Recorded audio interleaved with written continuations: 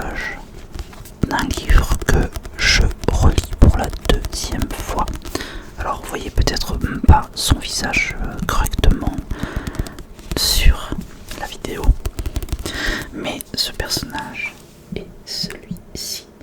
Et voilà, Pierre Grimbert. Voilà, c'est un auteur français qui d'ailleurs travaille actuellement avec Noob pour justement, je crois, écrire le livre Istos de mémoire. Donc j'ai hâte de lire ce qu'il va nous créer. Avec un petit peu de tapis. Alors, aujourd'hui donc, on va lire ce livre-ci. Je suis désolé, c'est en vert, donc c'est le secret. Comme ça marche avec le secret de Jai Héritier. Alors, le secret de Jai, c'est un livre que j'avais déjà lu quand j'étais petit. Il faut savoir que ma belle-mère travaillait à Belgique Loisirs. Bon, pour vous, c'est France Loisirs. Et ça existe encore d'ailleurs. Et il faut savoir que ce livre, en fait, elle me l'avait prêté. Et il y a 4 sur les secrets de Jai, 4 sur les enfants. Et visiblement, je crois qu'il y en a encore d'autres. Les gardiens, j'ai vu. Et je crois que j'ai vu encore autre chose. Donc du coup, bon bah je vais me renseigner pour les acheter parce que je suis en train de les relire. Donc là, je suis au tome 2 personnellement.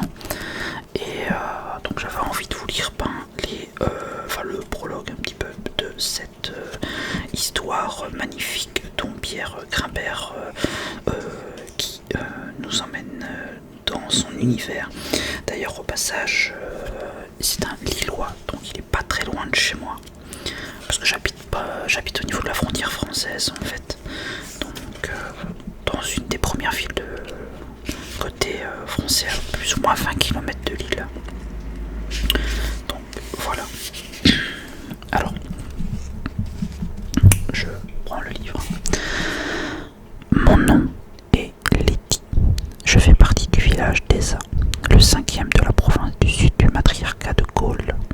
118 années avant ce jour, un homme inconnu se présenta devant le conseil des maires, se disant porteur d'un message de la plus haute importance.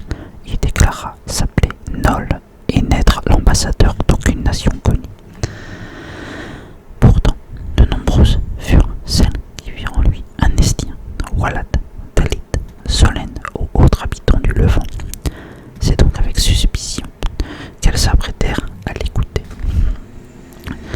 Nol s'exprima aisément en respectant l'usage et les règles en cours au conseil, si bien qu'il semblait avoir passé toute sa vie à Gaule.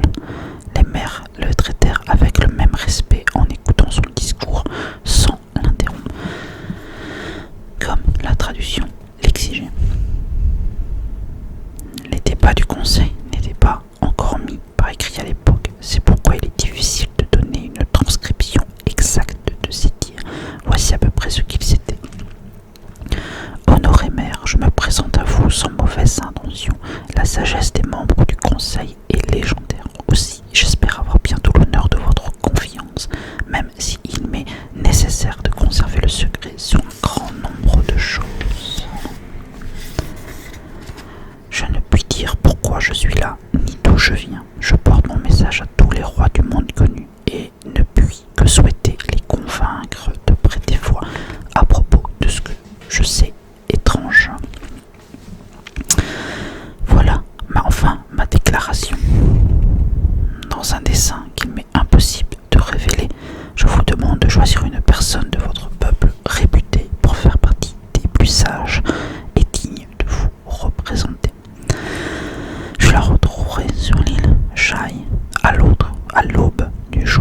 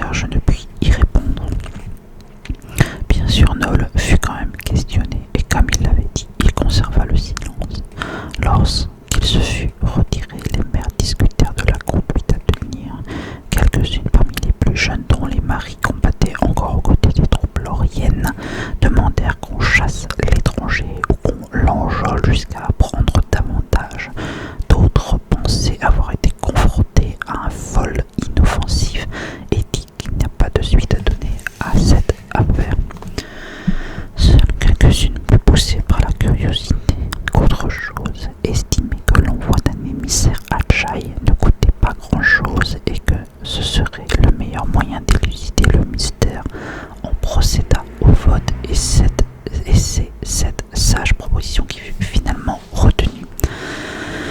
Sous réserve que Noll ait effectivement transmis son message à d'autres nations.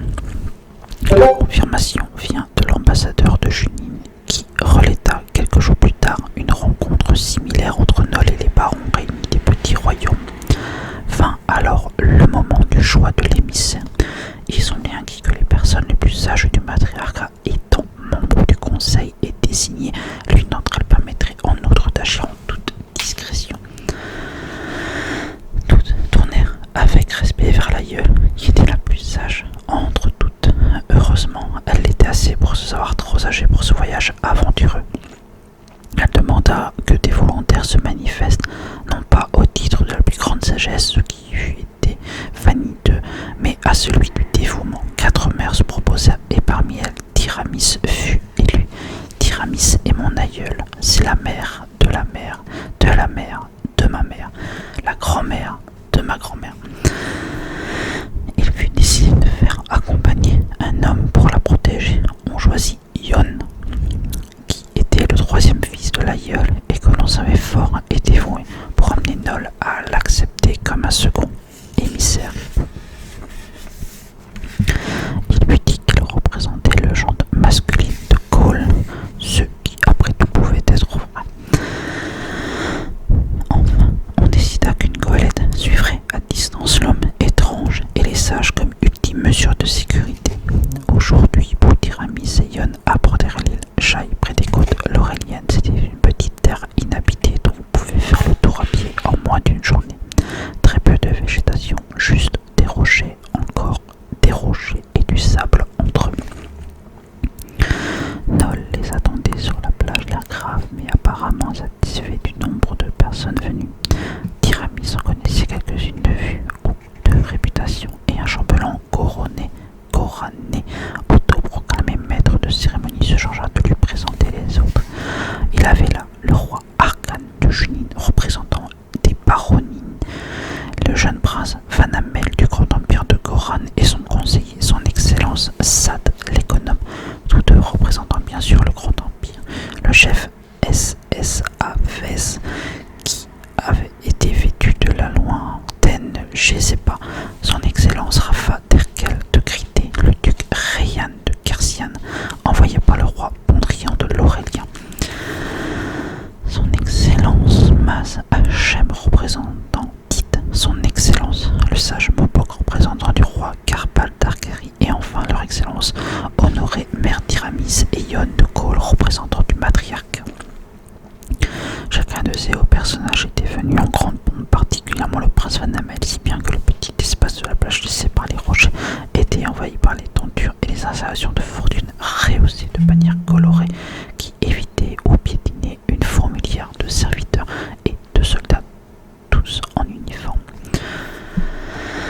Noll accueillit chacun des émissaires, les remerciant pour leur confiance qui était de bon augure, et les informant qu'il attendrait jusqu'à la tombée de la nuit. L'arrivée d'autres émissaires, il ne donna aucune information supplémentaire. Rafa de Grité émit une objection à propos de la représentation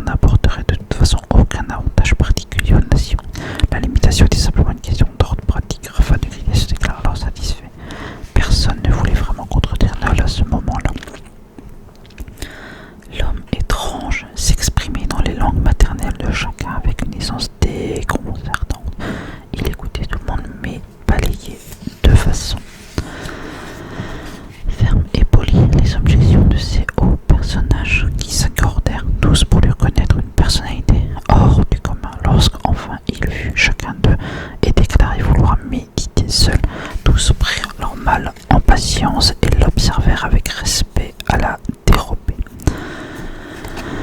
Puis le soir arriva, et Nol déclara avec regret que ni le beau pays ni Romine n'avaient envoyé d'émissaires et que ces deux royaumes ne seraient donc pas représentés. Quelques-uns remarquèrent aussi qu'aucun diplomate estia n'était présent, mais n'en surent qu'en conclure. L'homme étrange invita les sages à le suivre et s'engagea à pied à travers le labyrinthe rocailleux que formait l'île Shai. Après quelques instants d'étonnement, tous attendus à prendre la mer. Il fut suivi par Tiramis et Yon, puis le duc de Kersian, puis tous les autres leur emboîtèrent le pas. Restés sur la plage, les divers officiers, gardes et serviteurs étaient indécis. Puis plusieurs barques furent mises à l'eau, l'idée venant que les sages pourraient embarquer de l'autre côté de l'île. Au début, pratiquement adversaires, les équipages réunisaient bientôt pour patrouiller chacun dans un secteur, mais aucune embarcation inconnue ne fut repérée cette nuit-là. Au petit matin, des hommes en armes furent envoyés à l'intérieur de l'île. Les soldats fouillèrent le labyrinthe tout le jour, puis le lendemain, sans autre résultat que la découverte de grottes utilisées comme entrepôt pour quelconque contrebandier laurélien. Après le 4e jour, tout espoir était perdu de retrouver la piste des émissaires. Une par une, les délégations quittèrent l'île à regret, en soupçonnant les autres d'avoir dissimulé des informations sur cette étrange aventure, ou pire, d'en être à l'origine. 4 décades passèrent et aucune demande de rançon n'étant arrivée. La thèse de l'enlèvement, pour quelques-uns avait avancé, fut peu à peu abandonnée. Le jour de la terre arriva. Des bateaux furent de nouveau envoyés vers l'île et on se prit dans les palais à espérer en vain un retour imminent des sages. À l'aube du jour de l'ours, une décade et demie après le jour de la terre, 7 personnes émergèrent difficilement d'entre les rochers par le même chemin qu'elles avaient emprunté 2 lunes plus tôt. Les soldats postés là les observaient avec incrédulité. Le duc Ryan fatigué, les yeux vides de toute expression, et afin de griner, les cheveux brûlés et la farce noircie, transportait une civière de fortune. Le roi Arcane de Junine, blessé à la tête en pressant un garrot rougi sur le moignon de son bras gauche, ils virent son excellence Yon de Gaulle tituber en portant dans ses bras une honorée mère Tiramis inconsciente. Enfin, ils virent leur excellence Mazachem Dit et Mopok Tarkari fermer la marche entraînant les pieds. Le prince Vanamel Sad, l'économe et Savez de Gézéba manquaient à l'appel. Nol l'étrange n'était pas revenu non plus. Alors désolé, hein, si je respire beaucoup c'est parce que je suis asthmatique et du coup la lecture comme ça me fatigue beaucoup. Ramur, le marchand, était content. La journée avait été bonne. On était qu'au 3e jour des foires lauréliennes et ils avaient déjà écoulé plus de 2 tiers de sa cargaison d'épices de Lignée sans même avoir eu besoin de négocier ses prix. Une bourse bien pleine à son côté, il se dirigeait d'un pas suffisant vers le centre-ville où il comptait fêter dignement sa réussite et pourquoi pas conclure une ou 2 affaires de plus si l'occasion s'en présentait. Plus tard dans la nuit, peut-être même descendrait-il jusqu'à des quartiers moins fréquentables histoire de voir si la jeune femme qu'il rencontrait tous les ans était toujours aussi peu avare de ses charmes. Ramur eut une pensée pour Donna, déesse du plaisir et de l'opulence, sa divinité préférée, bien sûr. Il se promit de faire une offrande à son culte en remerciement de ses bienfaits. Prochainement, peut-être à la prochaine lune, après son retour à Lignée, ou plutôt dans 3 lunes après la fin des récoltes, mieux valait honorer Donna en une fois, après plusieurs bonnes aventures, que gaspiller. Non, il faut dire déranger ses prêtres avec de petites offrandes régulières mais insignifiantes. Sans se l'avouer, il savait qu'il ne ferait son offrande qu'au seuil de la mort pour pouvoir jouir de ses biens le plus longtemps possible.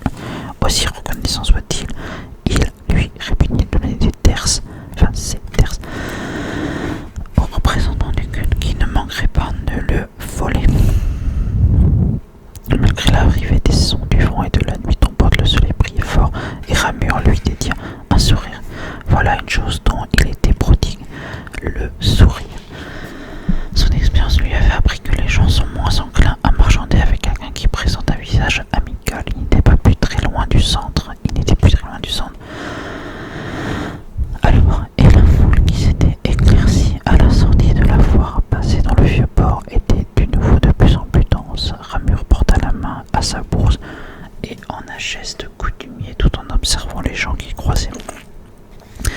Grâce à ses vigilances, il avait jusqu'à présent évité les tire-laines. Mais il suffisait de quelques instants d'inattention pour se retrouver plus léger d'une centaine de terces. Plusieurs fois, il avait été témoin de vol à la tire derrière son étalage, mais il s'était bien gardé d'intervenir. À chacun ses problèmes. Personne ne lui rendrait non plus sa bourse si elle venait à disparaître. La cohue se faisait de plus en plus importante et un bon nombre de bateaux qui croisaient semblaient plus excités que la normale. Il commençait à regretter d'avoir laissé son homme de main au port. S'il prenait l'envie à l'autre de ses gagnes petits, de se faire quelque de l'argent sur un cadavre, ça pourrait bien être le sien. Quelqu'un le bouscula qui venait au sens inverse. Ramure se tourna précipitamment et suivit l'homme du regard sur une bonne distance tout en faisant un rapide inventaire de sa bourse et de ses bijoux. L'un des Icas s'éloignant portait une robe commune de prêtre avec le capuchon relevé, si bien qu'on ne pouvait même pas voir la couleur de ses cheveux, ou s'il en avait.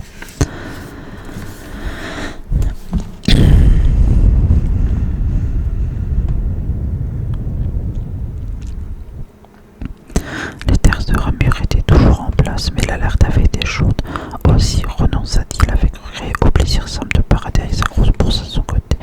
Il entreprenait de la délier pour la glisser sous ses vêtements, alors qu'il fut à nouveau bousculé par derrière quelques instants seulement après la première fois.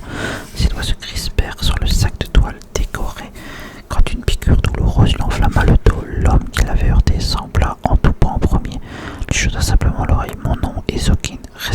Répète-le à Souya. » Comme paralysé, les yeux écarquillés et les mains toujours cramponnées à la bourse qu'il tenait sur son torse, Ramure le regarda sonner sans le voir, réalisant avec horreur les implications de ce qu'il venait d'entendre. Puis sa vue se troubla, ses jambes fléchirent et il s'écroula. Il était mort avant d'avoir touché le sol. Au retour des sages, le premier moment de stupeur passé, chacune des délégations voulut emmener son compatriote pour l'interroger. Rafa de Grité déclara sur un ton agressif qu'il n'était pas question de les séparer les uns des autres, pas tout de suite. Prenant la tête du groupe, il chemina jusqu'au tente Itar, où il s'enferma avec ses compagnons et deux prêtres eurédiens versés dans les arts de la guérison. Ils furent pensés par ces derniers dans un silence respectueux. Ce n'est que lorsque Rafa fit quelques pas hors de leur retraite qu'il fut demandé des nouvelles des sages manquant à l'appel. Il répondit simplement qu'ils étaient morts sans donner aucune précision.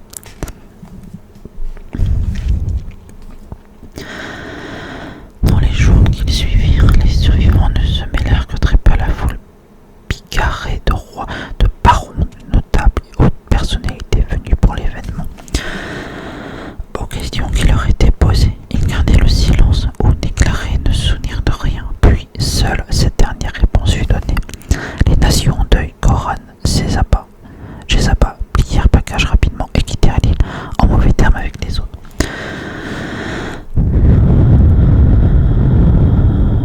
On crut même à la possibilité d'une nouvelle guerre entre Goran et l'Aurélien.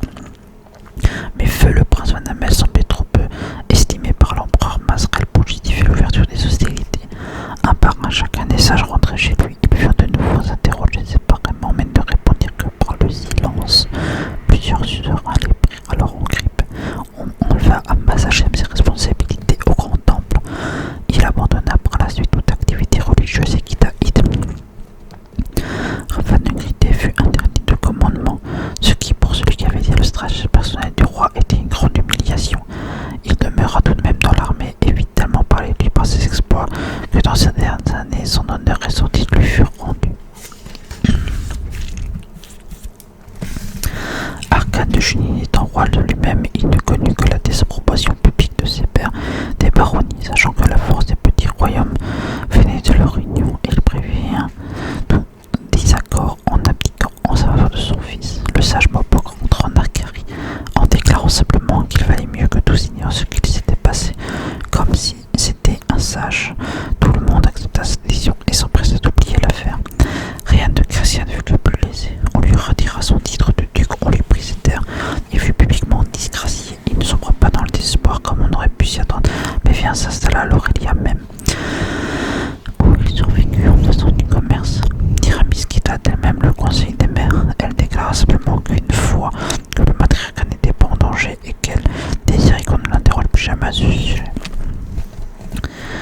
L'aïeule elle-même demanda alors que toute respecte ce feu. Il était inutile de raviver des souvenirs apparemment trop terribles. Tiramis prit Yon en union l'année suivante. Yon est mon aïeul, le grand-père de ma grand-mère.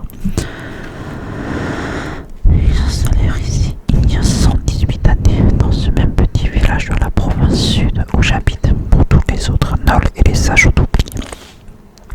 Les rares personnes qui savent quelque chose ont du mal à faire la différence entre les faits et les histoires qu'on leur raconte parfois. Je n'ai jamais oublié, les héritiers n'ont pas oublié. Quelque chose n'allait pas. Nord avait toujours une sorte de sixième sens qu'il avait sauvé à maintes reprises, et ce dernier était en train de carillonner plus fort que les 600 cloches de Lem. Ils sentait observé depuis l'apogée, non pas admiré. Nord avait toujours attiré le regard féminin, en général par son apportement masse musculaire. Bon, c'est autre chose que moi, ça. Mais là, c'était autre chose. Quelqu'un le surveillait, lui. Debout là, elle part bien Stam dans la main, le bras tendu sur le côté, dans l'attitude le plus militaire possible. Nord gardait la porte ouest des jardins du palais impérial de Goran. Il accomplissait d'ordinaire cette tâche avec une patience proverbiale, mais aujourd'hui il était mal à l'aise. Il observa les passants un par un, puis examina les fenêtres les plus proches pour tenter de démasquer son espion. Enfin, il jeta alors un rapide coup d'œil à ses deux subordonnés figés dans la même posture, espérant que l'un ou l'autre partageait ses pensées, mais ces derniers n'avaient apparemment en tête que l'arrivée de la relève. Un vieil homme en ion s'approcha d'eux en présentant dans ses mains grasseuses une tabale tout aussi souillée. Un étranger, sans doute, se dit-il le garde, peut-être à l'Aurélien. L'homme entamait une série de supplications, et en un mélange d'Ita et de Grenord, Dacigne le fit reposer sans ménagement par le subordonné de gauche. Cet épisode le ramena aux tâches quotidiennes, lui fit oublier momentanément ses inquiétudes. Et il faisait chaud. Porte ouest en cette fin de journée, et Nord se mit lui aussi à quitter la relève. Il sentit la fatigue dans son bras droit et aspirait par-dessus nous. Lâcher cette maudite albarde qui lui déchirait l'épaule. Il avait aussi de faire quelques pas. L'ancien troupier, qui ne s'était jamais vraiment habitué aux longues heures d'immobilité forcée de la garde. Enfin, sa patience fut récompensée, et il entendit avec soulagement les 6 coups brefs marquant la fin de la journée et du 6e décan. Quelque part derrière lui, dans le palais, un instant après l'avoir souré devant 3 hommes en tenue réglementaire habillés plus chaudement pour la garde de nuit. Il eut le passage orchestré des albardes, puis le salut rituel, et la relève prit sa place. Nord préféra ne pas parler de sa impression au gradé responsable du poste de nuit. Il serait couvert de ridicule en confiant ses craintes de fillette à un guerrier vétéran, et n'avait de toute façon aucune raison de le faire. Ayant quartier libre, il décida de ne pas regagner tous les bâtiments réservés aux gardes, et de s'accorder la marche à laquelle il aspirait depuis un bon moment. Et puis quelque chose au fond de lui l'empêchait de se caser maintenant. Il ne serait pas tranquillement que se mentir. Présentement, il le tenait comme une gueule de bois ne serait pas passée. Si le valet Nord était prêt à déclencher une petite bagarre avec quelques inconnus pour faire taire son malaise, du fait, il s'aperçut qu'il marchait un peu vite en grommelant, la main serrée sur la poignée de son glaive et en dévisageant d'un œil noir tous les passants qu'il croisait.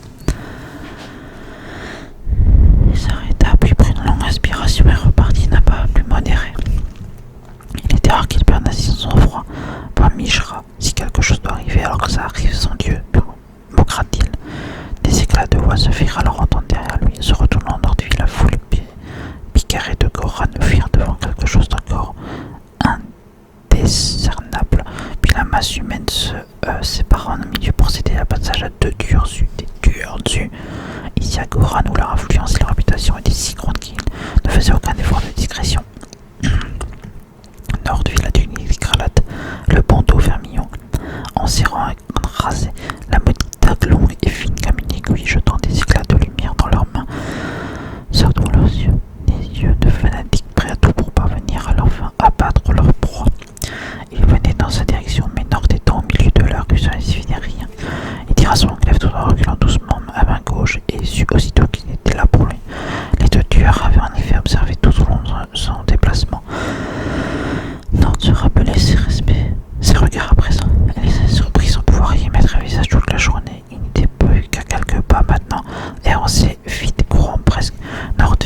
en un éclair les dagues, les regards.